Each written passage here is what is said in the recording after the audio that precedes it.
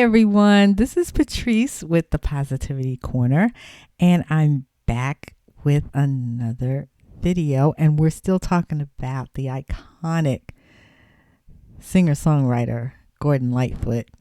This is going to be the last song that I'm going to do for him, and this is from 1976. This is one of his most famous songs, and it's a really interesting song. Because it's actually based on a real life event, folks. The song is called The Wreck of the Edmund Fitzgerald. And the SS Edmund Fitzgerald sank in 1975. All 29 crew members perished. May they rest in eternal peace. This happened in the United States. The ship was actually a Great Lakes freighter, and it sunk in Lake Superior during a storm in November of 1975. And the ship had been launched in 1958, so it was a fairly older ship, and it was the largest ship on the Great Lakes at that time, and it was the largest ship that ever sank in the Great Lakes. Gordon Lightfoot apparently saw an article about this event, and he wrote a song.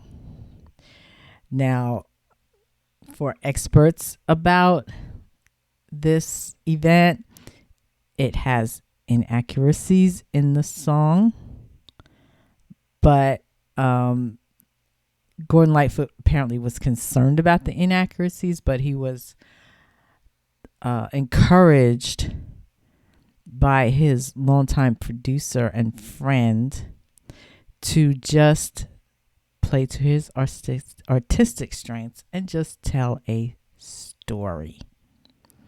And Gordon Lightfoot apparently was very passionate about recreational sailing.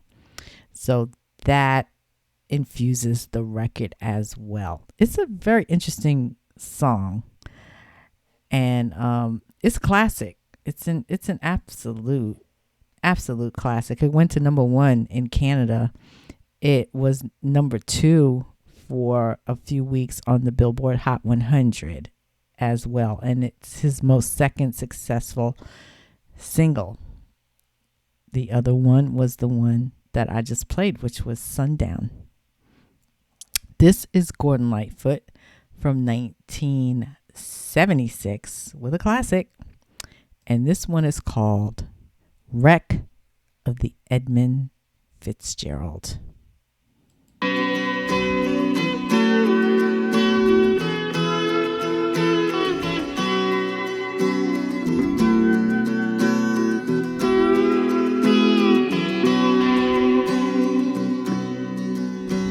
The legend lives on from the Chippewa on down of the big lake they call Gitchagumi. The lake, it is said, never gives up her dead when the skies of November turn gloomy. With a load of iron ore, 26,000 tons more than the Edmund Fitzgerald weighed empty. That good ship and true was a bone to be chewed when the gales of November came early. The ship was the pride of the American side, coming back from some mill in Wisconsin.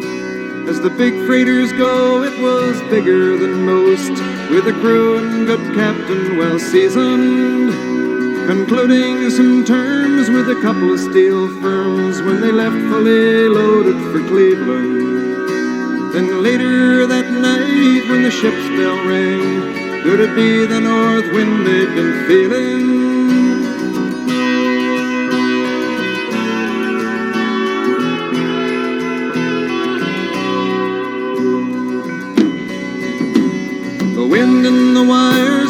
tattletale sound, and a wave broke over the railing. And every man knew, as the captain did too, 'twas the witch of November come stealing. The dawn came late and the breakfast had to wait, when the gales of November came slashing. When afternoon came, it was freezing rain in the face of a hurricane west wind.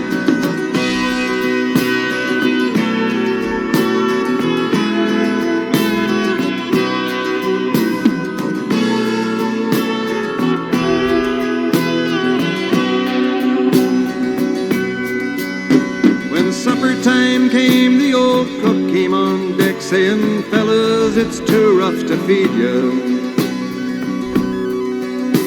At 7 p.m. a main hatchway caved in. He said, "Fellas, it's been good to know ya." The captain wired in, he had water coming in, and the good ship and crew was in peril. Later that night, when his lights went out of sight, came the wreck of the Edmund Fitzgerald.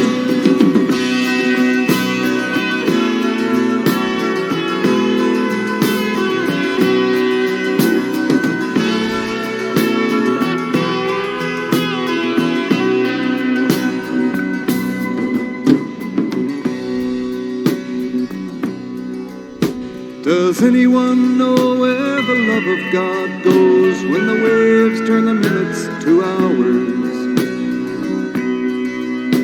The searchers all say they'd have made Whitefish Bay if they'd put 15 more miles behind her. They might have split up or they might have capsized. They may have broke deep and took water.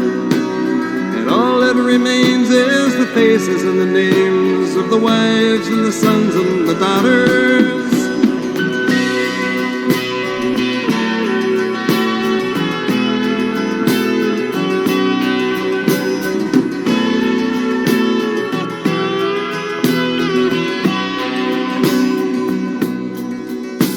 Lake Huron rolls, Superior sings in the rooms of her ice-water mansion.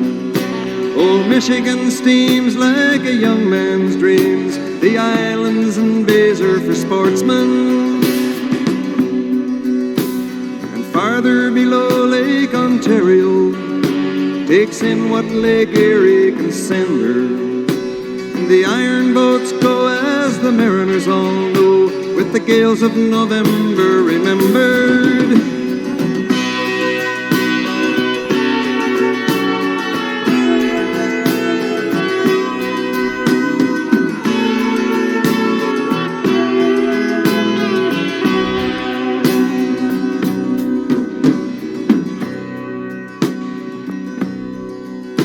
In a musty old hall in Detroit they prayed, in the Maritime Sailors' Cathedral. The church bell chimed till it rang 29 times for each man on the Edmund Fitzgerald. The legend lives on from the Chippewa on down of the big lake they call Gitchagumi. Superior, they said, never gives up her dead when the gales of November come early.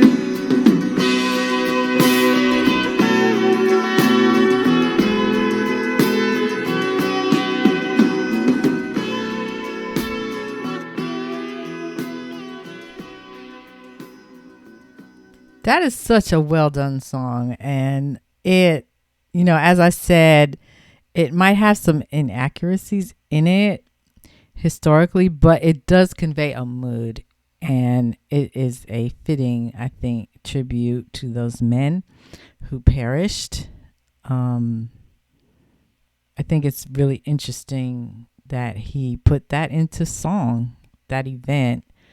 It's rare that something like that works, frankly, in music. So kudos to you, Gordon Lightfoot, for doing that tribute. And that is a classic from 1975. I'm sorry, 1976. And that is called Wreck of the Edmund Fitzgerald. Gordon Lightfoot is a legend, folks. If you listen to those first couple of albums that he did in the 70s, it's really good stuff. And he is still with us today. Wow. He has had a lot of physical struggles, I will say, over the years. And he is, if you read his story, he is like the ultimate survivor, for real. I mean, he's had some illnesses and struggles that would have just took out other people. He's a very strong person. And he's a terrific singer, songwriter, one of the best, in my opinion, to come out of the 60s and 70s, bar none. And I want to just say, as I always do before I forget, thank you, Gordon Lightfoot, for giving us the gift of your voice, your songwriting, your music. Thank you. As always, this is Patrice with the Positivity Corner. Please like, click, share, subscribe, join the party, push that button. We have just gotten over the 900 subscriber mark. Thank you. Thank you. Thank you. Mwah. Love you guys. 3,000. You know it. Love it. We're getting close to that 1,000 mark, folks. Wow. Unbelievable. Thank you all. I will be back with more videos, new artists, and a whole bunch of my favorite tunes.